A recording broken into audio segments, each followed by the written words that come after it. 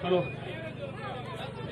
செய், ரத்து செய், ரத்து செய், ரத்து செய், நீட் தேர்வை ரத்து செய், நீட் தேர்வை ரத்து செய், கொண்டு வா, கொண்டு வா, கொண்டு வா, கொண்டு வா, கல்வியை, கல்வியை, கல்வியை, கல்வியை மாநில பட்டியலுக்கு, மாநில பட்டியலுக்கு கொண்டு வா, கொண்டு வா.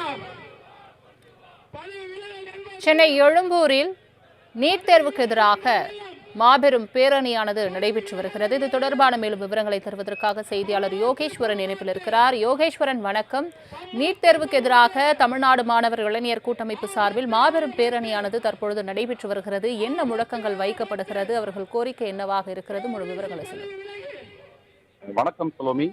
தற்போது சென்னையில் இருக்கக்கூடிய லேங் சாலையில் இருந்து சிந்தாதிரிப்பேட்டை ரவுண்டா வரைக்கும் தற்போது மாபெரும் பேரணியானது நடைபெற்று வருகிறது. இந்த பேரணியானது நீட் தேர்வுக்கு எதிராக தமிழ்நாடு இளைஞர் மாணவர்கள் கூட்டமைப்பு சார்பில் இந்த பேரணியானது நடைபெற்று வருகிறது. கிட்டத்தட்ட இந்த பேரணியில் 500க்கும் மேற்பட்ட இளைஞர்கள் கலந்து கொண்டு நீட் தேர்வுக்கு எதிராக முழக்கங்களை எழுப்பி வருகின்றனர். குறிப்பாக தமிழகத்தில் முக்கிய மாணவர் அமைப்புகள் அனைவரும் இணைந்து இந்த பேரணியை நடத்தி வருகின்றனர். கிட்டத்தட்ட 500க்கும் மேற்பட்ட இந்த இளைஞர்கள் பாஜக அரசுக்கு எதிராகவும் நீட் தேர்விற்கு எதிராகவும் நீட் தேர்வை உடனடியாக ரத்து செய்ய வேண்டும் என அவர்கள் தற்போது கோஷங்களை எழுப்பி வருகிறார். கிட்டத்தட்ட 500க்கும் மேற்பட்டு கலந்து கொண்ட இந்த இளைஞர்கள் அமைப்பில் தற்போது அவர்கள் பேரணி முடித்து தற்போது ஒரு கூட்டமைப்பு சார்பில் அவர்கள் கண்டன ஆர்ப்பாட்டமாக நடைபெற இருக்கிறது.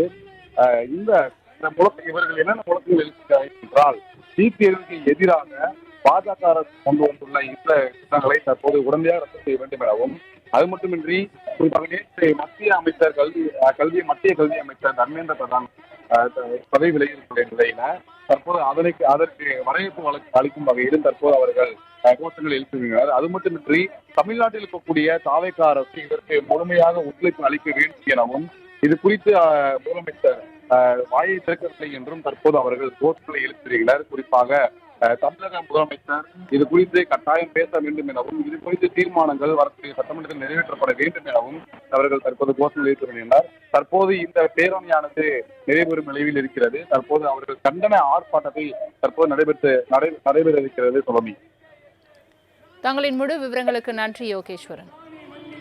ராமசாமி மண்ணிலிருந்து, ராமசாமி மண்ணிலிருந்து எச்சரிக்கை செய்கின்றோம், எச்சரிக்கை செய்கின்றோம். ராமசாமி மண்ணிலிருந்து, ராமசாமி மண்ணிலிருந்து எச்சரிக்கை செய்கின்றோம், எச்சரிக்கை செய்கின்றோம்.